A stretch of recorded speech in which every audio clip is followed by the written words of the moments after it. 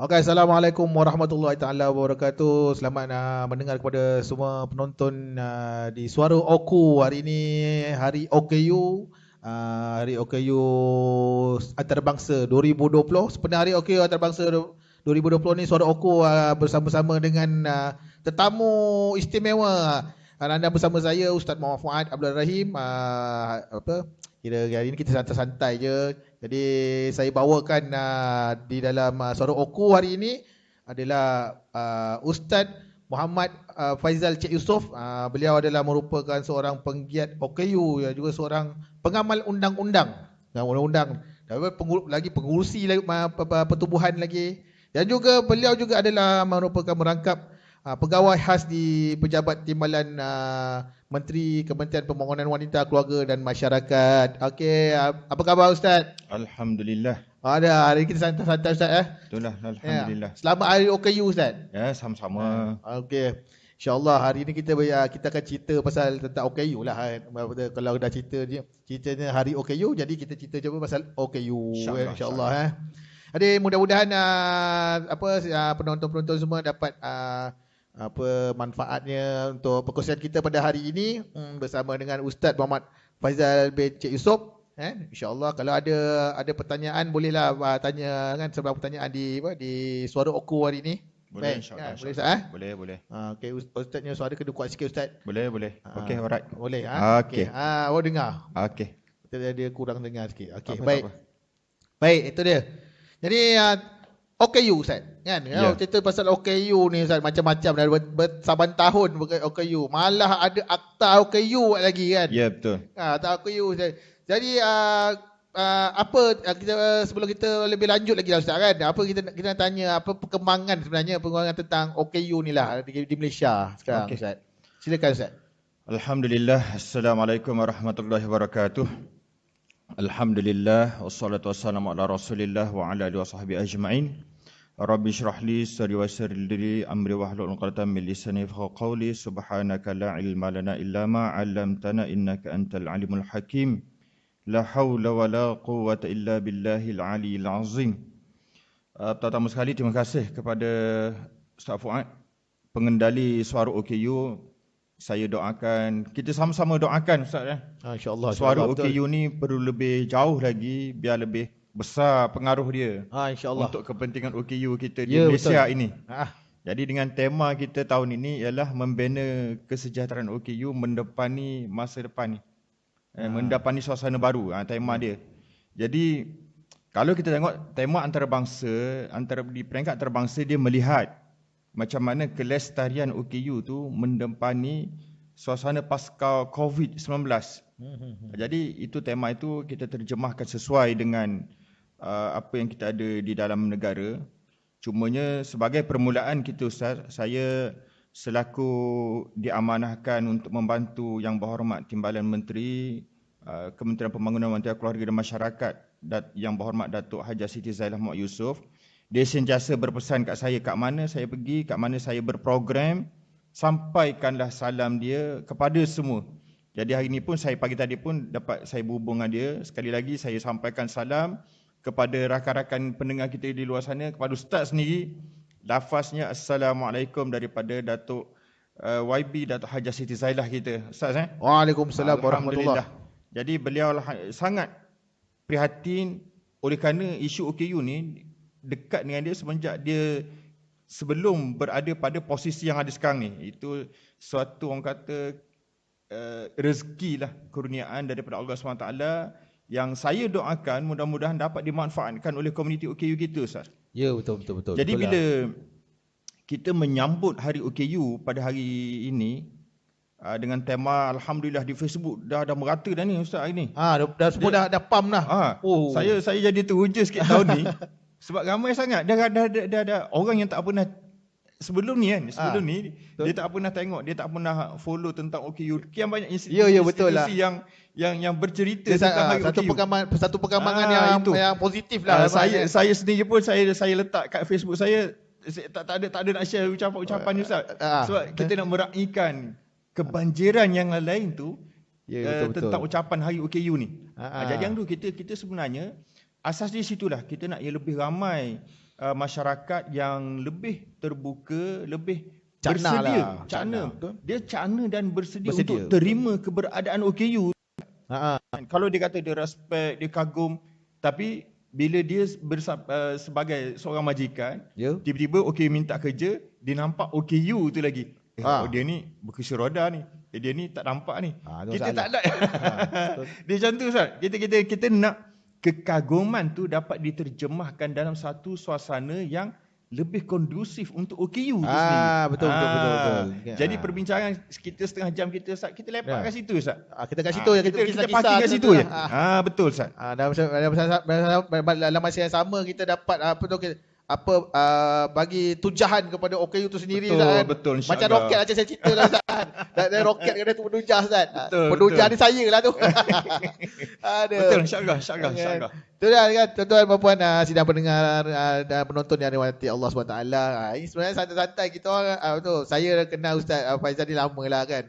Sebab apa? Dia kenal saya pasal apa? Pasal dalam Malaysia ni orang yang berani kritik OKU saya seorang. Boleh, kita terbuka kritik untuk tapi kita membangun membina. Betul kan. Kritik untuk pembina kan. Tapi macam mana pun dia memang tahu hati budi saya sendiri kan. Dia tahu sayang saya dengan OKU ni, ya Allah. InsyaAllah. Jadi kita cerita pasal akta OKU lah Ustaz. Kita ke belakang sikit Ustaz kan. Cerita pasal akta OKU dah lama Ustaz kan. Dah lama tak OKU ni. Jadi sejauh mana implementasi akta tu terhadap di Malaysia lah, terhadap komuniti orang kurang upaya tu sendiri. Okey. Kita sebut tentang akta Ustaz. Bila kita sebut tentang akta, kita tak boleh lari daripada beberapa perkara yang menjadi latar belakang kepada akta itu sendiri Ustaz. Nombor satu, sejurus suasana kita menggubal, mewartakan akta OKU. Dalam masa yang sama, akta OKU ni kita lahirkan tahun 2008, pewartaan dia tahun 2008. Betul lah, tahun ni 2020, 12 tahun Ustaz. Dah 12 tahun dah tu. Okey. OKU kat luar ni Ustaz tengah menggelegak panas ni Ustaz. 20 tahun, 12 tahun ni. Okey, tak apa, kita meraihkan gelegak panas tu, kita raih Ustaz.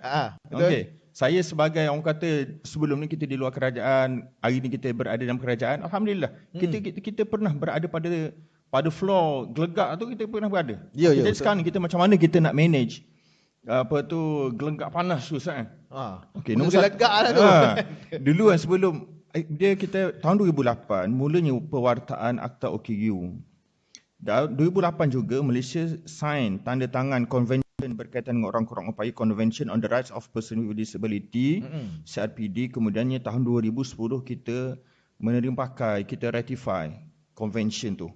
Itu perkembangan yang di peringkat antarabangsa lah. Berselari dengan pewartaan akta OKU Ustaz, tahun 2013 hingga 2022 kita menerima pakai apa yang disebut Incheon Strategy. Ya betul. Incheon Strategy ini satu kesepakatan peringkat menteri, peringkat rantau Asia dan Pasifik. Okey. Bila kita melihat keberadaan akta OKU, jangan tinggal kedua-dua instrumen ini paling kurang. Dan kemudiannya kita ada pelan tindakan OKU. 2016-2022. Itu tengah sedang dekat ni. Belakang kita punya background kita tu. Windscreen kita kan. Dia asalnya pelan ni tahun 2007, kemudian direview 2016-2022. Okey Ustaz. Apa kekuatan, saya akui di luar sana tu menggelegak ni. Tiger, harimau tanpa taring kan. Itu harimau tanpa taring tu. Saya meraihkan. Saya akan terima dia punya stigma tu. Cuma gini Ustaz, saya banyak berada di lapangan.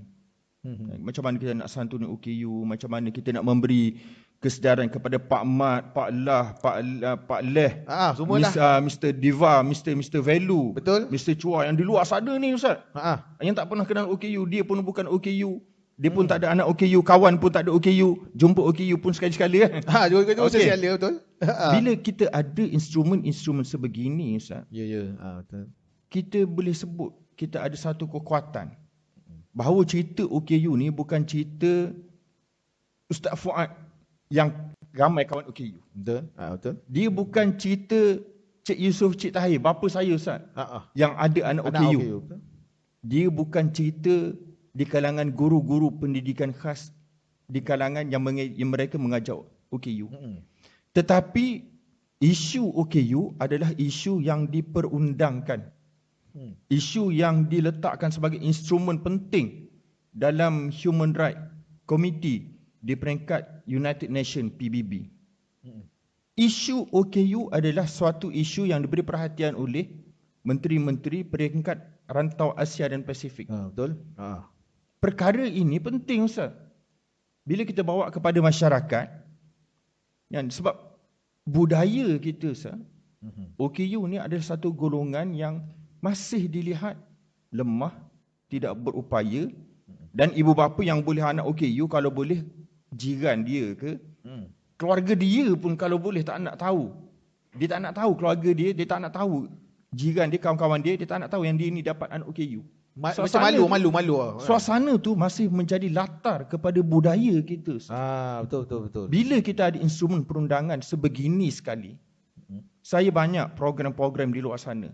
Saya macam tu, Ustaz banyak program, Ustaz? Bila kita mulakan mulakan, cerita OKU bukan cerita, orang kata cerita macam saya sebut tadi lah. Ustaz banyak program kan? Kita santai-santai kan? Ya. Tapi Ustaz tak pernah ajak saya hari ni, Ustaz.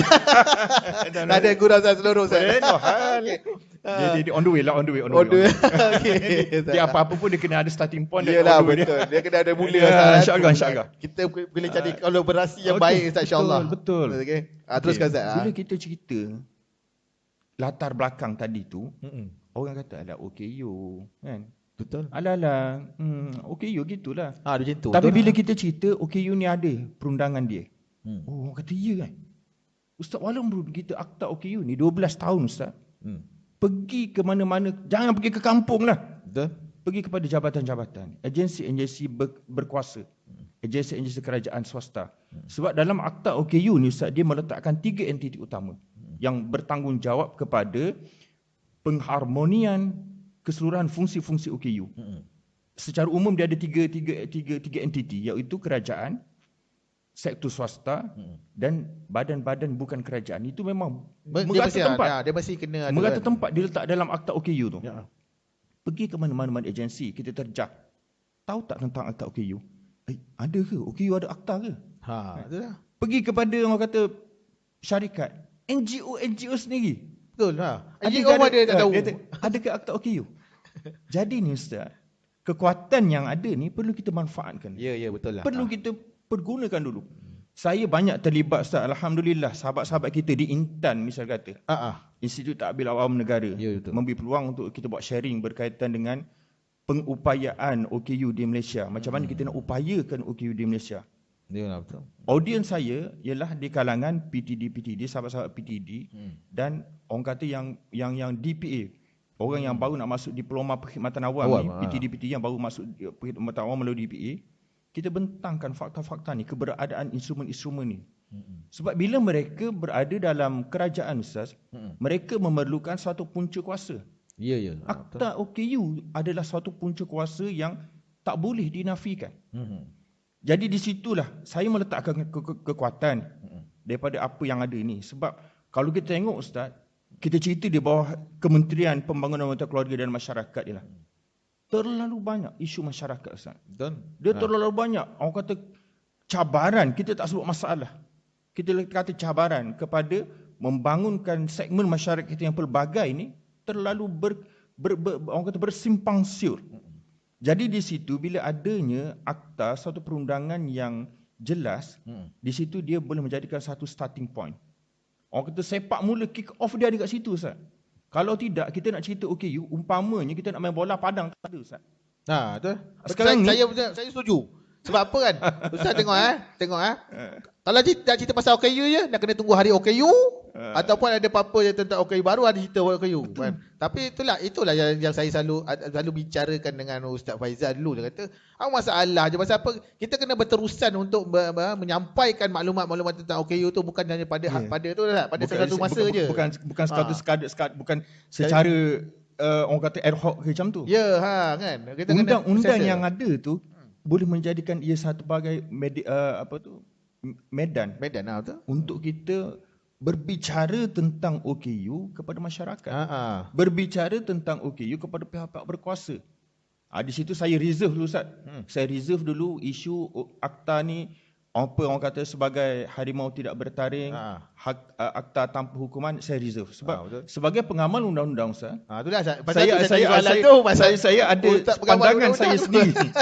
Sebagai seorang pengamal undang-undang, sebagai seorang OKU, tak disimpan taring Ustaz. Jangan.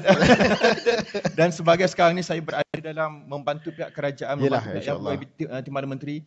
Saya ada satu orang kata satu stand saya interest sendiri.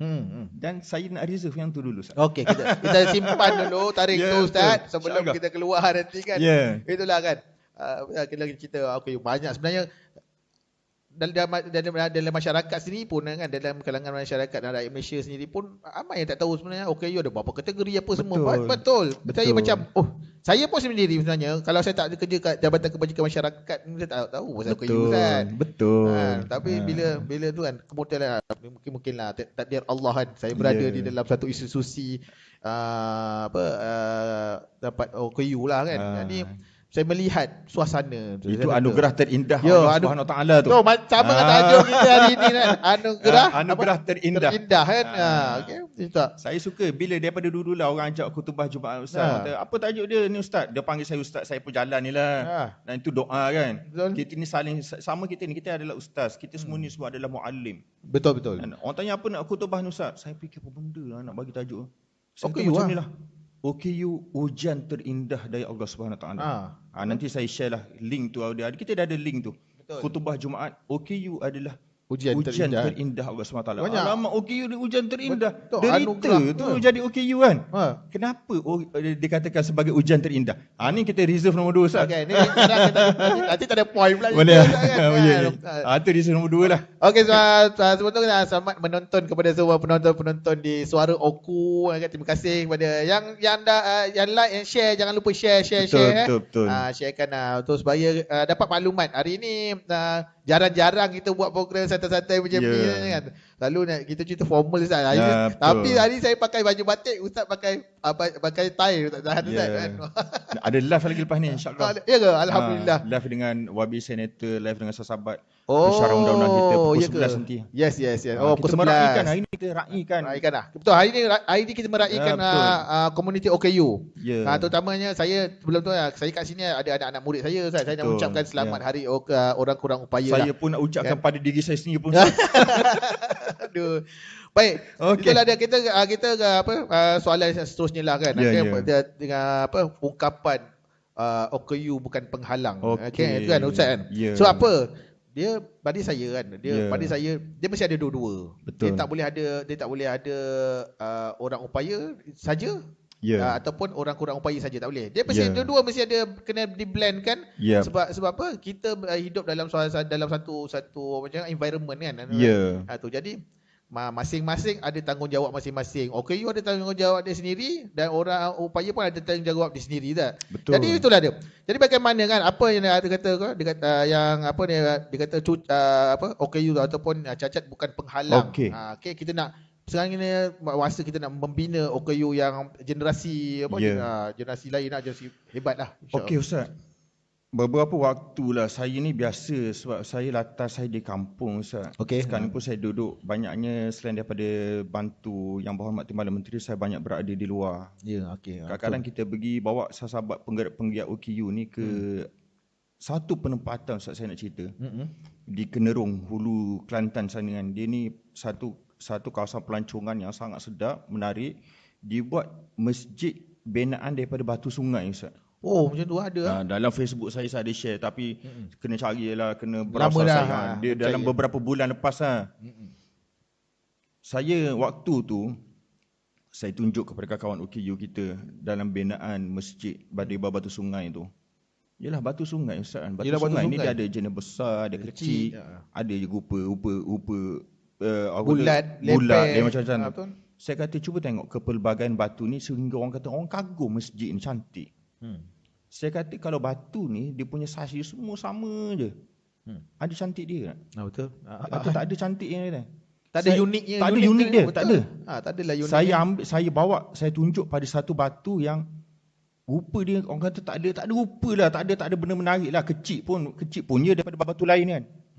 Aku kata korang tengok batu yang kecil ni kata. Yalah. Batu kecil ni kalau tak ada dalam dinding ni boleh sempurna tak? Dan dia sebab dia satu ruang kan, suatu ruang dia susun batu-batu yang pelbagai rupa kan. Saya tunjuk pada batu kecil. Kalau batu kecil ni tak ada, agak-agaknya dinding ni boleh jadi cantik tak? Dia orang kata tak ada. Sebab apa? Sebab bila batu kecil ni tak ada, kita nak cari batu besar, nak muat ruang tak cukup. Betul. Dia hanya batu kecil yang boleh muat.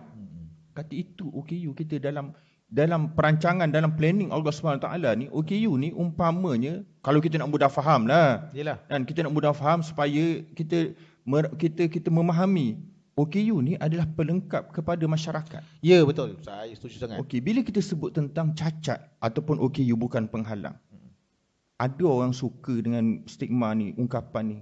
Ada orang yang bersifat kritis. Kritis tu macam mana Ustaz? Saya letak contoh lah, kita letak nama seorang ni, nama dia Major bin Kerusi lah kan. Kita santai Ustaz. Ganas betul lah Ustaz punya tu. Kan, Major bin Kerusi. Dia baca. Tapi Ustaz, Major bin Kerusi tu saya pernah dengar nama tu kan. Ada Ustaz. Itu jauh tak ada cerita tu. Ada cerita dia lah. Okey, kita letaklah Major bin Kerusi, dia kata dia tengok surat khabar, cacat bukan penghalang. Dia jadi kagum lah kan. Yelah. Sebab Major bin Kerusi ni dia seorang yang orang kata berupaya, tipikal masyarakat umum. Dia bukan OKU. Dia baca surat khabar, cacat bukan penghalang. Saya masa dapat degree itu Ustaz, nak cerita ni cerita 12 tahun dulu. 20 tahun dulu. 20 tahun. Betul, saya terkejut. Masa saya kalau ada Ustaz 12 tahun dulu dapat degree, muda Ustaz ni kan. Saya masa boleh dapat degree kan. Kita degree undang-undang, lepas tu cemerlang pula. Macam mana Ustaz masa Ustaz ambil degree tu? Itu reason ketiga lah. Reason lagi. Okay. Kan, masa tu dalam surat khabar, semua surat khabar main page gambar saya Ustaz. Saya tengok jadi bila orang baca, dan saya ni Ustaz, Allah takdirkan saya keluar kelulusan macam tu bukan sekali. Masa STP pun keluar surat khabar main page. Keluar surat khabar ni bukan surat khabar Melayu, surat khabar Inggeris semua keluar. Jadi main tu. Okey, kita ceritalah pasal Major bin Kerusi ni kan. Major bin Kerusi baca, cacat bukan penghalang, bagus ni dia ni. Lulusan undang-undang, kelulusan cemerlang ni. Dia kagum Ustaz. Dia kagum. Major bin Kerusi ni kagum. Okey. Dia berbalik kepada yang asal kita cerita tadi. Kekaguman dia, kebetulan ni Major bin Kerusi ni adalah director manager pada sebuah syarikat. Ataupun ketua jabatan pada sebuah institusi kan. Satu hari dia duduk, panel temuduga lah.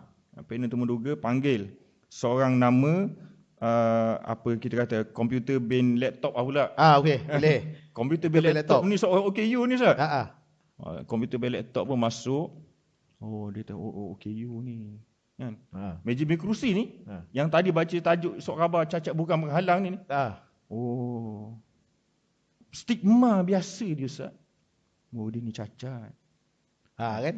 Betul. Dia tak balik dah kepada yang dia baca surat khabar yang kekaguman dia tadi, dia tak jumpa dah, dia dah hilang dah. Masuk itu meruga. Awak komputer bin laptop, awak ni cacat daripada kecil kan. Dia persoalan dia akan hilang kekaguman yang asal tadi tu. Dan ini sebenarnya kita nak katakan OKU ni, kejayaan OKU, kita bina OKU, kita kena bina juga kesediaan masyarakat. Masyarakat yang kata Major bin Kerusi yang baca kata cacat bukan penghalang, OKU bukan penghalang, dia kena baca dengan keadaan apa yang dia boleh bawa daripada ungkapan tadi tu. Bukan sekadar kekaguman. Sebab kekaguman ni Ustaz, dia akan terbatas. Contoh, orang tak boleh tengok saya Muhammad Faizal sebagai seorang OKU yang mewakili OKU Malaysia. Sebab di belakang saya, di keliling saya, lebih ramai OKU yang tidak berpeluang mendapat pendidikan macam saya. Ada lebih ramai OKU yang tidak ada peluang sebagaimana saya dapat peluang. Jadi nak katakan cacat itu bukan penghalang sebagai satu ungkapan yang umum kepada seluruh OKU, dia satu benda yang tidak adil. Okey Ustaz cerita tu tak adil lah. Sekarang ni Ustaz OKU. Saya bukan saya upaya. Saya pun rasa tak adil lah Ustaz cakap macam tu. Kan? Tak adalah. Bukan apa. Okey, kita ceritalah. Bila kita cerita stigma lah Ustaz. Bila kita cerita tentang stigma ni, mesti ada sebab kenapa orang berfikiran macam tu sebenarnya. Saya rasa. Itu yang kita Yes, kena itu yang bongkarkan. yes, itu yang kita nak saya cuba debat sebab itu pandangan pasal apa? Saya lebih suka untuk berfikir untuk pandangan saya sebagai seorang orang macam dah OKU kan. Contoh dah isu dah OKU ni kita ajak ke depan sikit lah kan. Isu-isu tentang peluang pekerjaan apa semua kan. Saya cakap kan OKU, kalau saya katakan OKU kata orang yang upaya pun banyak yang tak bekerja. Betul tak? Jadi itulah dia antara ni kan. Jadi bukan apa sebenarnya apa. Saya rasa kita perlu cari satu apa ni lah. Titik pertemuan tu. Yang lebih harmoni. Yes, cantik kan Zat kan. Itu saya lebih melihat ke situ. Itulah. Jadi saya rasa bila melibatkan persepsi tu, pertama adalah dulu saya memang fikir tu sebab kenapa saya buat benda saya wujudkan suara Oku ni apa semua kan. Sebab apa? Itulah antaranya adalah sebab kerana untuk kita ubah persepsi masyarakat berfikir tentang OKU tu. Betul Ustaz kan? Jadi itulah Ustaz. Tapi hari ini bukan saya nak terang, Ustaz kena terang lah. Betul lah memanglah. Dan mungkinlah Ustaz yang poin akhir yang mungkin kita boleh bincang lah ini Ustaz kan. Bila kita sebut tentang kita nak bina Malaysia sebagai sebuah negara mesra OKU. Betul. Kan? Itu target tu kan. Saya nak cerita satu perkara lah bila terlintas pasal idea ni. Dia bila sembang ni Ustaz, idea dia banyak itu sebenarnya tapi sebab tu suka kita buat kena kontrol. Yalah. Ustaz, saya nak cerita bila Ustaz tanya tentang cacat, OKU bukan penghalang. Saya nak reflect tentang kita nak bina Malaysia sebagai sebuah negara mesra OKU. Ya, betul. Ustaz, satu waktu bulan lepas 25 dan 26 Oktober saya buat satu bengkel 5 tahun OKU Kelantan meneraju perubahan. Kita nak 5 tahun akan datang ni OKU Kelantan ni lebih ke depan. Yes, itu saya tu suka Ustaz, saya nak cerita kan. Saya nak cerita satu waktu saya minta kita bentuk kumpulan-kumpulan kepada 5 kumpulan penggerak penggiat OKU Kelantan ni yang pelbagai kategori ni. Ada yang tak nampak, ada penglihatan, pendengaran, pertuturan, masalah pembelajaran, fizikal. Geng-geng yang ada kategori pelbagai tu kita campur. Ada satu dapatan dia membenarkan penemuan-penemuan kajian ilmiah Ustaz. Apa dia tu? Okey, kita kata kita dah bina. Contohlah, saya tak nak bagi kita ambil seorang contoh macam staff kita counselling kita angkat sikitlah Cik Nazmi kita kan. Okey, Cik Nazmi, Muhammad Nazmi Saleh kita. Mudah-mudahan dia dengar ni biar Allah merahmati, Allah memberkati hidup dia dan hidup kita semua kan. Okey, Cik Nazmi Saleh dia mendapat ijazah kaunseling. Maknanya dia ni seorang OKU fizikal yang berpendidikan yang telah terbina sahsiah diri dia. Betul. Okey, dalam keadaan tersebut adakah sudah pasti dia ni boleh berada di dalam masyarakat, berada di tengah-tengah di luar sana yang satu keadaan yang kondusif, yang satu keadaan yang lebih baik untuk dia? Dalam perbengkelan yang kita bincang 2 hari tu Ustaz, ramai OKU mengatakan sekadar OKU tu dia ada kelulusan, dia ada kekuatan tersendiri, dia ada kelebihan tersendiri, tanpa dukungan masyarakat, tanpa kesiapsiagaan, kesediaan masyarakat menerima dia sebagai OKU yang berkemampuan, potensi dia akan padam Ustaz. Jadi di situ sebenarnya cabaran kita. Dia suasana kita kat Malaysia ni, alhamdulillah banyak NGO OKU yang ada. Jadi biasa saya sebut sebelum ni pun, daripada dulu pun, kerja membina potensi OKU boleh kita smart partnerkan dengan NGO. OKU penglihatannya, cara OKU penglihatan, pendengarannya, pertuturan, fizikal dan seumpamanya. Betul. Sebab OKU ni dia punya cabaran keperluan dia sangat kompleks dan pelbagai Ustaz. Jadi tugas membina OKU adalah tugas kumpulan-kumpulan ini dengan dukungan daripada pihak berkuasa, pihak swasta dan masyarakat. Kemudiannya pula dia ada satu task Ustaz. Task ni lebih mencabar. Bagaimana kita nak membongkar kesedaran masyarakat, kefahaman masyarakat, kesiapsiagaan masyarakat kepada memberi ruang kepada OKU untuk berperanan dalam masyarakat tu. Itu satu cabaran lain yang kita beri perhatian Ustaz. Dan yang inilah yang mungkin siri akan datang Ustaz, kita boleh bincang. Kenapa adanya insurance strategi? Di mana kekuatan akta yang kita sentuh, yang kita touch and go tadi untuk kita buka kesedaran masyarakat Ustaz. Untuk kita buka masyarakat yang terdiri daripada kumpulan, orang kata kumpulan T20 kan, kumpulan M40, B40, yang pelbagai cara corak pemikiran dia ni Ustaz. Dan di situ kat mana kekuatan undang-undang, instrumen perundangan yang kita ada, peringkat antarabangsanya, peringkat serantaunya, peringkat domestiknya, boleh kita manfaat untuk membongkar, untuk mencongkil kesiapsiagaan masyarakat menerima keberadaan OKU untuk berperanan sama tu Ustaz. Betul. So, itulah untuk kita cerita tentang membina Malaysia sebagai sebuah negara, mesra OKU. Faktor tu bila saya bincang dalam bengkel yang tadi tu, itu antara benda yang memang OKU mengaku benda tu. Tapi sebenarnya Ustaz, pada saya ada pendapat yang lain sikit lah, bukan nak menindakkan apa pandangan Ustaz. Sebab apa saya melihat ada satu perkara yang rupa-rupanya masih lagi ramai banyak syarikat-syarikat di Malaysia ini tak tahu pun tu tentang pasal apa kelebihan-kelebihan dia orang dah dapat untuk bila ambil OKU bekerja apa. Betul. Saya tu even ada juga rakan-rakan saya yang ada syarikat-syarikat, ada CEO apa semua ada. Tapi alhamdulillah bila saya terangkan adalah mula dah berminat lah maknanya tu. Sebenarnya kerajaan dah bagi macam-macam insentif kan pada syarikat-syarikat kan. Dulu lagi dah lama dah. Tapi itulah dia kata maklumat tu mungkin tak sampai. Saya macam pasal bidang saya media kan. Jadi itu publicity tu kurang. Saya melihat publicity terhadap OKU tu terlalu sangat rendah. Sebab apa? Pasal orang nampak OKU ni satu kelompok kecil je. Macam alah ada itu ada penting Ustaz. Kata sebagai penutup kita lah. Yalah betul. Dia macam mana kita nak mempotretkan OKU tu dalam masyarakat dengan pelbagai instrumen-instrumen media yang ada. Itulah yang perlu kita rangka betul-betul Ustaz. Ini last Ustaz, kan. So So macam mana pandangan Ustaz tu kata apa? Kita mampu berubah untuk mewujudkan negara kita yang sebut mesra OKU tu.